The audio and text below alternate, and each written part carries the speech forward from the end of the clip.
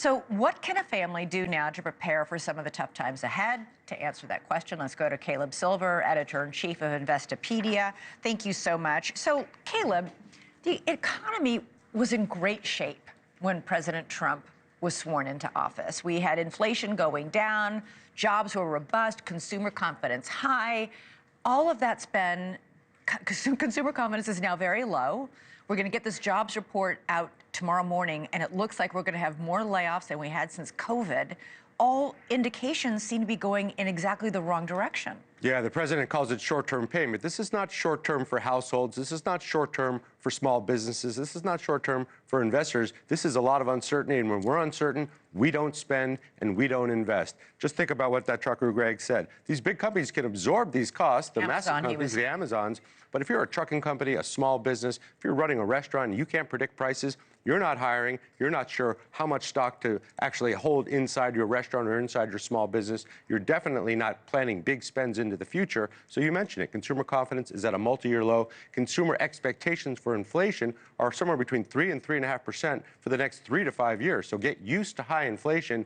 Bank that in to your family's budget because it's going to be with us for a while. And the uncertainty that tariffs bring, whether they're on again, off again, that just makes us not spend and hold back. Just listen to Walmart, listen to Target, listen to these big companies where we spend our money. They're saying consumers are pulling back, not just the low-income ones, high-income ones as well. And they've been driving economic growth. They're pulling back because Target CEO yesterday also warned we're going to raise prices within days if these tariffs stay. Of course, half the tariffs were removed today. I don't know how that will impact the price hikes. But even before the price hikes take effect, people are cutting back their spending? Yeah, look at spending in the month of January. Retail sales were much lower. Now it's January. It's the month after the big holiday spend. But across the major categories and the staples, not the wants, the needs, the things we have to pay for on a daily basis, groceries we're talking about, gasoline in some cases, transportation, medical care, a lot of spending pullback there, and the discretionary things like travel, like the purchase of new vehicles. So if you think prices are going to go higher from here, you're definitely either going to lock in a spend now or not spend and wait this out as a household. But you can get used to a few things. High inflation for a while, interest rates remaining where they are, if not going higher, to combat inflation, and a slowdown in the labor market. It's starting with government jobs. We're going to hear a lot about that tomorrow morning, but you're going to start to see that bleed over into contractors and into other industries, because if they can't see the future, they're certainly not taking on more workers. They might be reducing their workforce. Why did the stock market not react positively when Trump, one day after imposing the tariffs,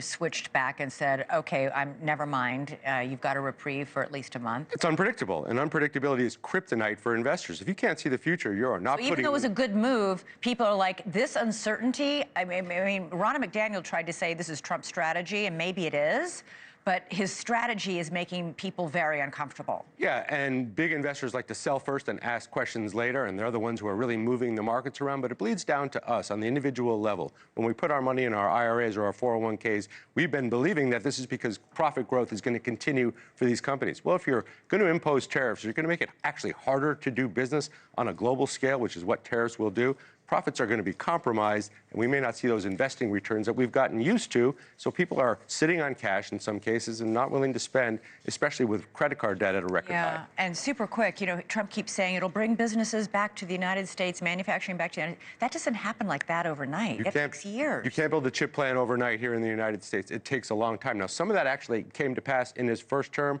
We didn't get through long enough because of COVID to see if it actually manifested. So you got to be patient if you're willing to believe in this strategy. Otherwise, investors, consumers, everyone's not going to move unless they spend money right now. Buckle up, maybe take a Dramamine. Caleb Silver, thank you. Thanks so much for watching. Go to joinnn.com to find NewsNation on your television provider. And don't forget to click the red subscribe button below to get more of NewsNation's fact-driven, unbiased coverage.